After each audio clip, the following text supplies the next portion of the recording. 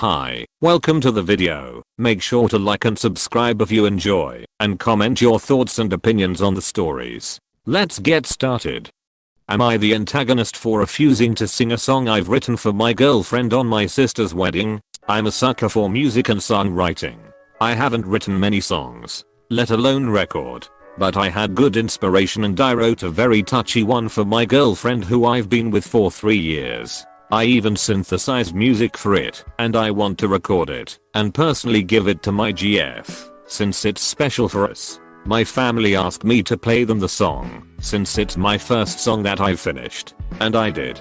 My sister was very touched, and she asked me to play that song on her wedding day for her and her husband. I said I can try making another song for them if I have the time and inspiration, but I don't want to play this one because it's personal for me and my GF and it's about our relationship. She insisted that it is not a big deal and she wants me to play the song. I said I don't want to, it's personal. She then pulled the "It's my wedding" card. I'm your sister. Can't you do me this favor? Can't you make your sister happy?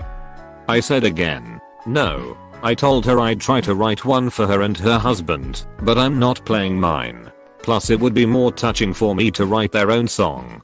She and my parents then proceeded to claim that it would be more appropriate for me to sing that song for my sister and her husband on their wedding day, since they've officiated their relationship and are not just BF and GF. That hit the nail on the head for me, and I said, you know what? Fuck you all for what you're doing. This isn't fair at all, and the fact that you're undermining my relationship to make a point is shitty. My parents, my sister and her husband are now bugging me about this. They say I'm a very selfish person who can't do his sister a small favor, and how I'm very uptight about this. Am I the antagonist? How on earth can you even want a song about someone else at your wedding? It seems as though she believes the song is unique and has never been heard before. If you do play it, you'll introduce it to your girlfriend as a love song. Comment by team member Jordan. Now for the top comments. NTA. Imagine the awkward chit-chat with relatives afterwards explaining the inspiration for the song came your relationship with your girlfriend, but your sister wanted you to dedicate it to her. My petty side says okay, sing it, but intro it by saying who you wrote it for. This is actually genius. NTA. Congrats on writing what must be a beautiful song. Your sister has no right to insist you perform your song at her wedding. Asking once was fine. Everything beyond that makes her and your parents stars. You could recite a limerick instead. There once was an entitled sister who was planning to marry her mister. She wanted my song. I thought it was wrong, so I read this instead, and it pissed her off. Brilliant. NTA. Your sister sounds very entitled. I wouldn't even bother trying to write another song. Tell her to go hire a band if she wants it to be special. It is not your responsibility.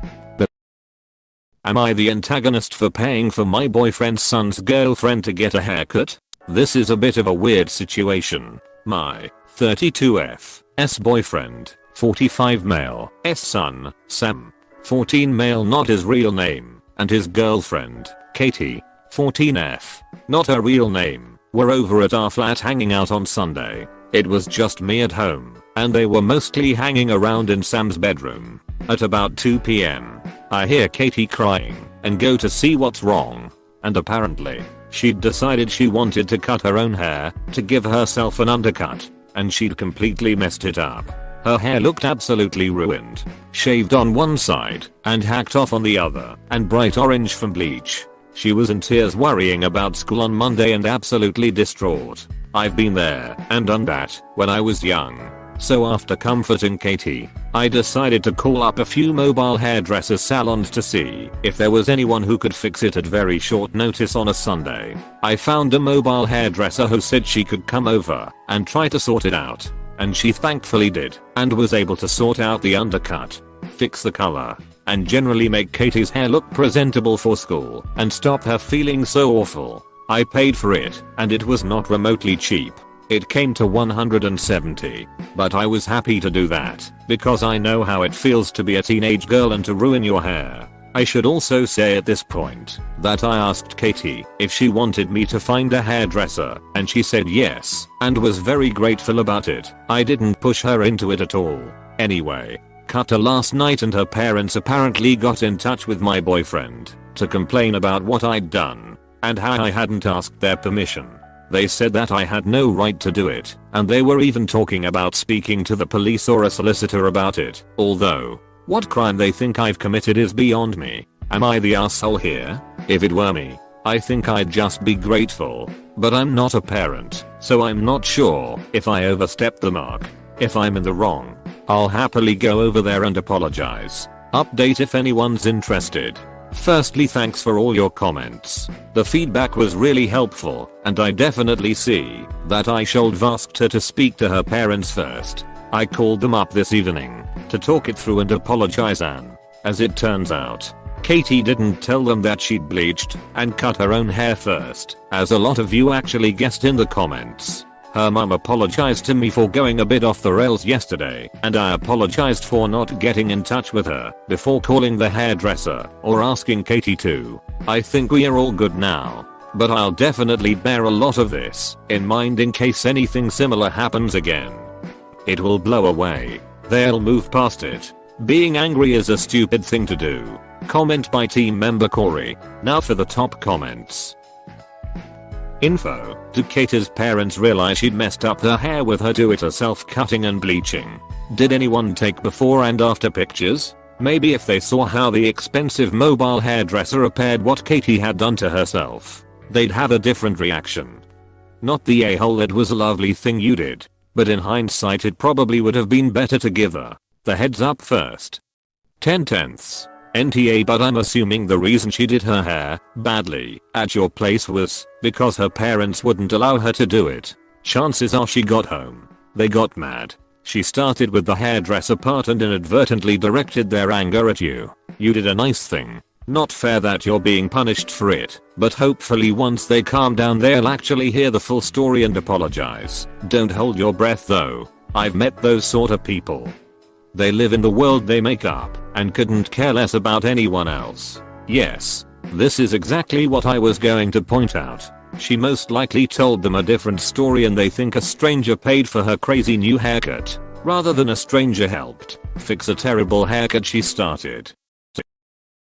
Am I the antagonist for leaving my in-laws house with my daughter after she told me she was feeling uncomfortable? I, male 37, have been with my fiance F37 for 2 years. We are getting married soon. I've only met her family a couple of times. My daughter Judy F16 has never met them till very recently, where they hosted dinner to celebrate 40th of July, and that's when they met her for the first time.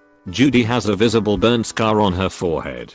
It was due to an accident she was in when she was 9. She used to be incredibly insecure about it, to the point where I was forced to homeschool her, and it was hard trying to deal with and navigate through this rough time. Now she's doing a lot better, though some comments can really cause her to become stressed out and anxious. My fiance knows all that and respects it. Before we went to her parents' house I asked her to tell them about Judy and her struggle and get to try and not say anything negative about it or possibly mention it. She said she would guarantee no one will say anything. We got to the event and they talked to Judy and she slowly warmed up to them.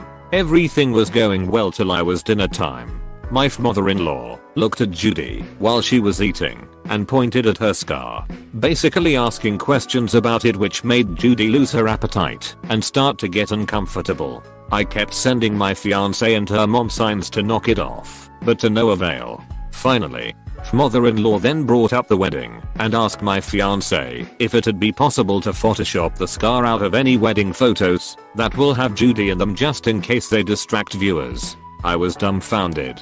Fiance said nothing, just stared casually while nodding. I looked at Judy and it was clear this got to her. I leaned closer and asked if she was feeling uncomfortable and that we could leave if the answer was yes. She took her time, then nodded and said yes. I'm feeling uncomfortable right now. I got up and told her to get ready cause we were leaving.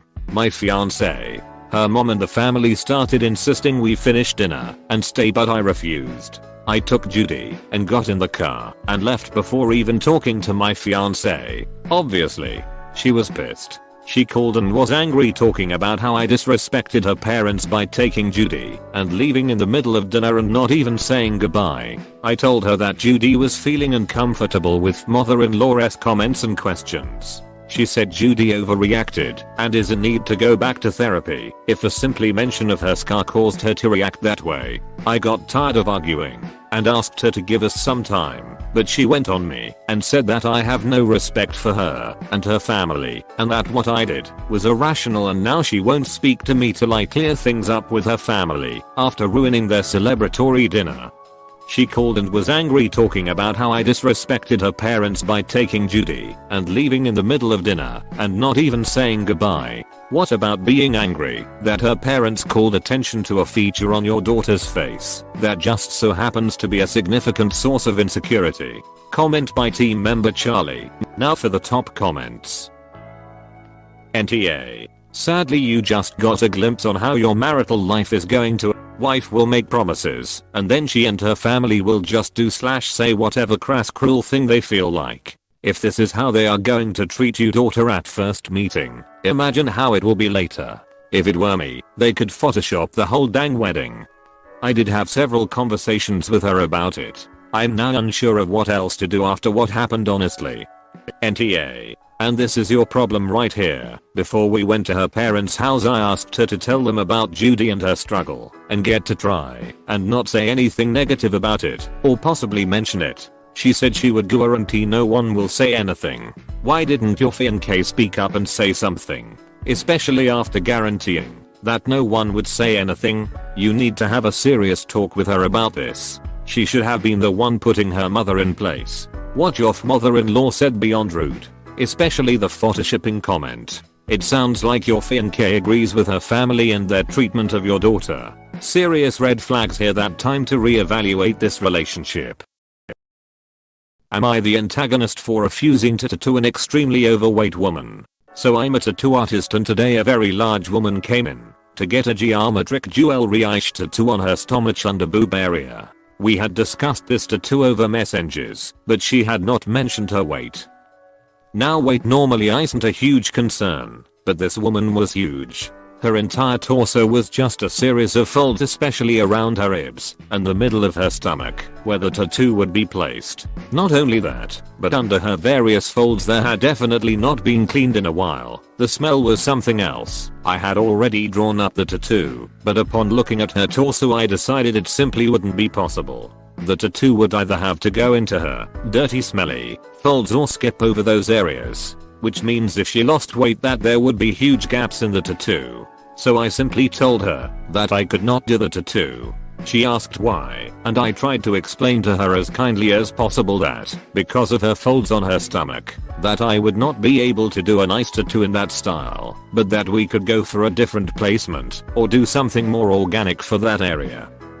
This is where she completely snapped at me, screaming into my face that I was fat phobic and just didn't want to do it because I found her gross and that her anorexic skinny hoe like me just didn't get her. I care a lot about making my clients feel comfy, but obviously I don't want to do shit tattoos. I obviously triggered something in her and I feel really bad about it. I asked some of the more experienced artists what they'd do and they agreed I made the right call. Now this is where I think I might be the asshole. Her whole tantrum made me really not want to work with her, so when she finally said that she'd do another design on her stomach I refused. I told her that her behavior made me very uncomfortable and in my temperamental state that she should BTW go wash her folds before coming into a tattoo studio where cleanliness is top priority. So am I the asshole? Edit. I want to make it clear that this woman wasn't just regular sweaty or SMTH. It was rancid. I wouldn't doubt that you could find an infection within the folds, and her comment on my body hit me RLY hard since I'm a recovering anorexic. If someone shouted at me like that, I wouldn't work on them. Does not relate to weight. A person may be a rude, narrow-minded jerk even if they are a member of marginalized group. I genuinely don't think this is real. Comment by team member Shannon. Now for the top comments. Definitely not the a-hole. Trying to get a tattoo on unwashed folded skin doesn't even make sense. That's disgusting and unsanitary. Sounds like a recipe for infection that she would also blamed on you. Sounds like a recipe for infection that she would also blamed on you. That bit immediately set off my lawyer alarm bells. If this lady gave herself MRSA through the tattoo punctures and it traveled to her heart or lungs, she could have straight up died. And that particular brand of lawsuit has a tendency to drag so long that it might have bankrupted the shop, even if they ultimately won. NTA, you gave her professional advice and she attacked you verbally. Good riddance. There was another AITA post about a tattoo artist rejecting somebody who was way over the maximum weight limit of their chair. It was recommended to add something to their site stating the maximum weight limit of their equipment. Am I the antagonist for demanding my phone back from my fiancé and acting shady? This just happened, and now my fiancé thinks I'm hiding something, and I think I can't trust him. Here's a story. I asked him to grab my phone from my room. He comes back and says someone named Alejandro texted me. I asked if he meant Alexandra, because I have a good friend with that name. He stated no, it's Alejandro. Then he starts interrogating me. Hot Alejandro, why is he texting you? I said I don't know an Alejandro. Let me see my phone.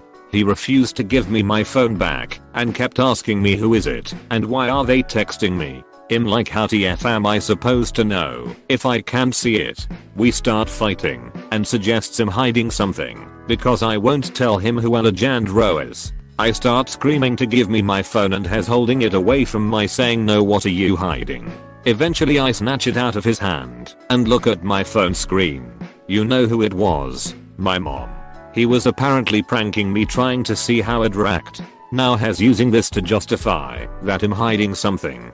Like he has my phone password, so what could I even be hiding? He's currently sulking and said I can no longer use his phone. Like yesterday I asked to use it to Google something because my phone was far away and now I can no longer do that. I don't see what I did wrong. I think he's at fault, but he thinks I'm shady now. He said to post it here, so I'm hoping for some unbiased feedback. Thanks. When you learned it was your mother, he would have laughed it off if it had actually been a joke. He shouldn't be taking your phone without your consent because it is your property. If he's already this insecure, expect things to get worse. Comment by team member Taylor. Now for the top comments. NTA. Break up immediately. Testing you is absolutely abusive behavior and you need to run fast. Yes, run far. Far away. NTA. But please view this as the red flag it is. Why did he feel the need to lie to accuse you of cheating? What's he hiding? Why is searching for reasons to be mad at you? He's accusing you of something he knows you're not doing. And now he's restricting your access to his phone. Something ain't right here. There's a difference between privacy and secrecy, and it sounds to me like he's trying to be secretive about something. Accusations like that come out of nowhere and are based on absolutely nothing in order to get you mad are a huge red flag. In my mind, he was using this as an excuse to make sure you don't go through his phone. You're not the a-hole, but I think your relationship might be in trouble. Good luck. Am I the antagonist for refusing to cover up my disturbing body at a wedding? So I'm 18F and still live with my parents, 40SF and 40SM, until September when I go to uni. I've struggled with my mental health a lot in the past, which my parents know all about. Content warning ahead, but because of past severe depression, I have a lot of very obvious keloid scars all up and down my left arm in particular, and on my wrist. Because of my complexion they are very noticeable when I wear short sleeves. However, at this point they don't bother me personally. They are just a part of my body in past, and it doesn't trouble me. But I know that they are something which makes my parents deeply uncomfortable to look at. Anyway, the story plays out like this. Earlier this week I had to attend a wedding. It was the wedding of my aunt who I'm really close with and who I see all the time. All of our family was also there. Some of them who I haven't seen for years and years, just because they don't live locally. I'm one of the youngest people in the family, so my family is full of old people too. So, building up to the wedding my mom kept suggesting dresses I should wear for the occasion because the venue was really fancy and all the dresses she suggested had long sleeves or an accompanying shawl or something. I told her it's literally the middle of summer and I'll possibly boil to death. So she dropped it, and I ended up buying a cute sleeveless dress and deciding to wear that. She seemed mad, but didn't say anything until we were in the car driving to the venue and she pulled out this very thin draping cardigan and told me to put it on. I asked why, and she said my poor grandma will have a heart attack if she sees my arms, because it's disturbing to the older people who won't understand.